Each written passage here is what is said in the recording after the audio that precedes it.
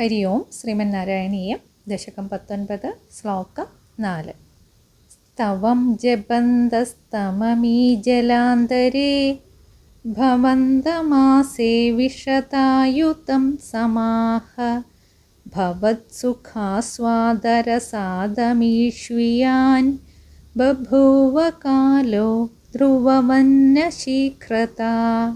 ശ്രീ പരമേശ്വരൻ ഉപദേശിച്ചു കൊടുത്ത ആ രുദ്രഗീത സ്തോത്രം ജപിച്ചുകൊണ്ട് ഈ പ്രചേതസ്സുകൾ വെള്ളത്തിനുള്ളിൽ 10,000 സംവത്സരം അവിടുത്തെ സേവിച്ച് തപസ്സു ചെയ്തു.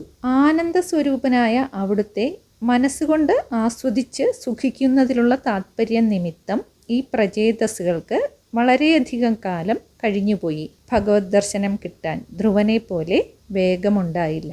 ധ്രുവന് 6 മാസമേ വേണ്ടിവന്നുള്ളൂ ഭഗവാൻ പ്രത്യക്ഷപ്പെട്ട് വരങ്ങൾ നൽകുവാൻ. പ്രചേതസ്സുകൾ 10,000 കൊല്ലം ഭജിച്ചു കൂടിയല്ലോ.